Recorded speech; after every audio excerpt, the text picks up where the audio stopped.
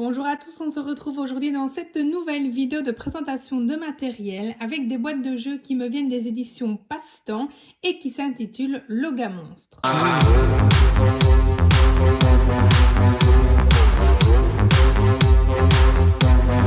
Vous allez pouvoir acheter les boîtes individuellement ou bien en lot. Donc au total, il y a 9 boîtes que vous pouvez acheter individuellement ou bien 3 lots avec donc 3 boîtes dedans. J'ai moi acheté le lot avec les graphèmes simples. Donc j'ai pris les 3 premières boîtes, notamment pour mes tout débutants en CP ou bien mes enfants en grande difficulté. Je m'achèterai bien évidemment certainement les autres boîtes si celles-ci plaisent à mes patients. Évidemment, vous avez une ristourne si vous prenez en lot et la boîte individuelle coûte environ 20 €. Nous allons donc découvrir le contenu de chaque boîte. Donc vous avez en fait un paquet de cartes avec des syllabes et vous avez également des fiches. Cette boîte-ci va travailler des graphèmes simples, voyelle, consonne, consonne, voyelle. J'ai également la boîte graphème simple, consonne, voyelle, consonne, voyelle. Et la dernière boîte simple qui travaillera donc toujours les graphèmes simples, consonne, consonne, voyelle ou bien consonne, voyelle, consonne, consonne, voyelle. À mes souhaits. Pour jouer, vous mettez les cartes Logatome sur la table ainsi que les cartes syllabes face cachée. Vous allez ensuite disposer 4 cartes Logatome sur la table de manière à ce que tous les joueurs puissent les voir.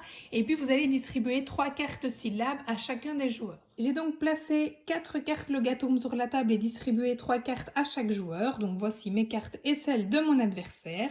Le premier joueur commence et va regarder s'il a la première syllabe de l'un des Logatomes. Donc je regarde dans mes cartes, effectivement c'est mon cas, je peux la placer en dessous de cette première carte. Si j'ai une autre carte ensuite qui peut correspondre à la première ou à la syllabe suivante de l'un des Logatomes, je peux également la placer.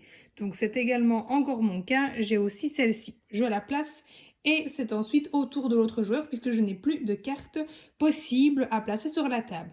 Si je n'avais pas eu de première syllabe à placer, alors je piochais une carte dans la pioche. Si je pouvais évidemment placer cette carte sur la table, je le fais directement et si pas, je la garde dans mes cartes.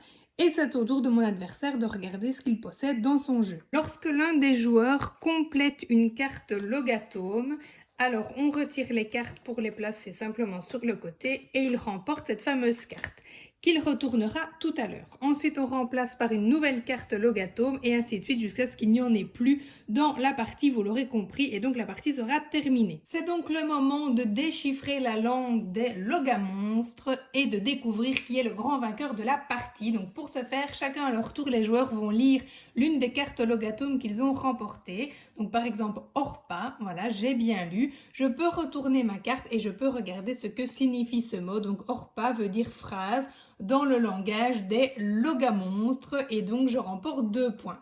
Je vais ainsi de suite additionner tous mes points. Pareil pour mon adversaire qui découvrira donc un nouveau mot de cette langue et le total des points qu'il aura accumulé.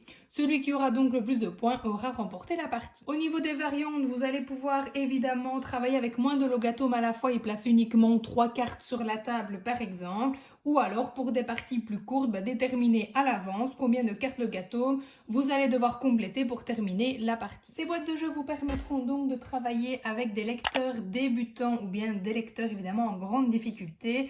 Le petit plus de ces boîtes, c'est qu'évidemment vous allez du coup pouvoir cibler plus facilement les graphèmes et les structures syllabiques qui correspondent au niveau de votre patient et bien évidemment avoir un aspect progressif puisque comme je vous le disais, moi j'ai pris ici les boîtes les plus simples mais après vous avez également les graphèmes complexes et vous avez des structures syllabiques qui évoluent et qui se complexifient également. Je ne vous montre pas les autres boîtes puisque ce sont les mêmes jeux, c'est simplement que les structures syllabiques vont se complexifier et donc se différencier d'une boîte à l'autre. En tout cas, j'espère que cette vidéo vous aura plu. N'oubliez pas de mettre un petit pouce vers le haut si c'était le cas et de vous abonner à la chaîne, ça me ferait plaisir. Et en attendant, je vous dis à très vite pour une nouvelle présentation de jeu.